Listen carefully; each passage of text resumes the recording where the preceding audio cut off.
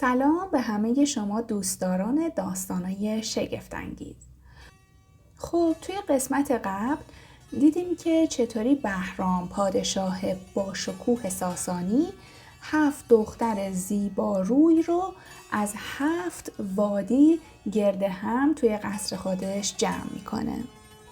و حالا ادامه ماجرا. زمستون بود و زمین یخ زده بود، اما کاخ بهرام گرم و پرشور و نشاط بود. شاه در بزم خودش کنار یارا و دلبراش شراب و نوح می‌خورد و صحبت‌های نغز با هم رد و بدل می‌کردند. در بین کسایی که توی بزم شرکت کرده بودند، یه هنرمند و دانشمند به نام شیده وجود داشت. هنر و دانش شیده زبان زده عام و خاص بود. او از شاگردان برجسته استاد سمنار بود، همون معماری که قصر افسانه‌ای خبرنق رو برای شاهنما ساخته بود. شیده اعتقاد داشت که علم ستاره شناسی و هنر معماری با هم میتونن راهی برای حفاظت شاه و آوردن شادی و امنیت براش باشن.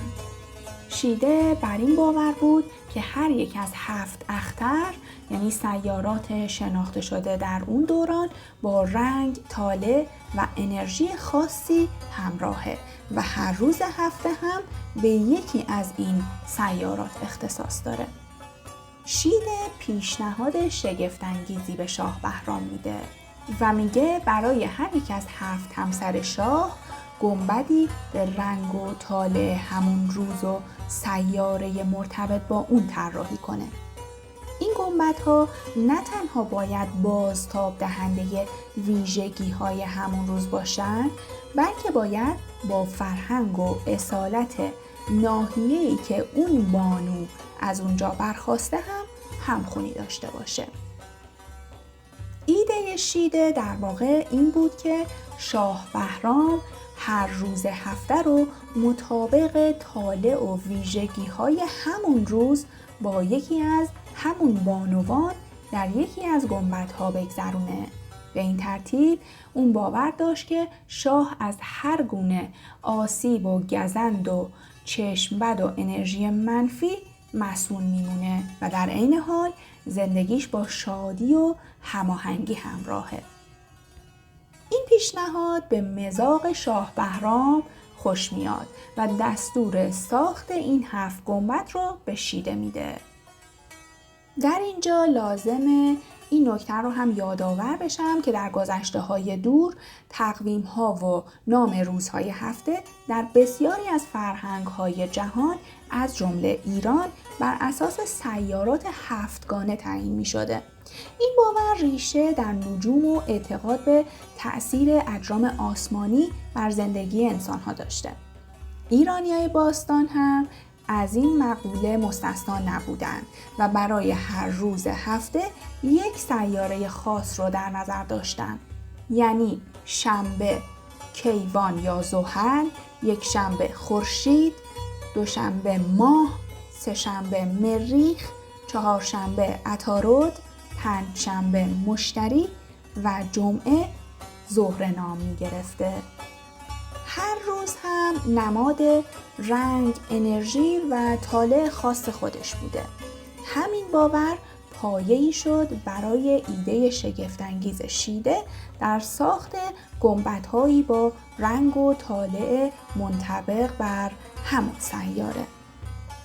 خلاصه شیده با دانش گسترده که در معماری و ستاره شناسی داشته، کار ساخت 7 گنبد رو آغاز میکنه. اینجوری میشه که گنبد سیاه متعلق به روز شنبه میشه و به یاد کیوان یه رنگ تیره و مرموز بهش میدن. گنبد زرد مربوط به روز یک شنبه بوده و مثل خورشید رنگ زرد و طلایی خیره کننده‌ای داشته. گنبد سبز مربوط به روز دوشنبه می شده که یادآور آرامش بخشی ماه و رنگ طبیعت بوده. گنبد قرمز برای روز سه‌شنبه مثل مریخ با رنگ آتشین و سرخ و پرشوری تزیین میشه.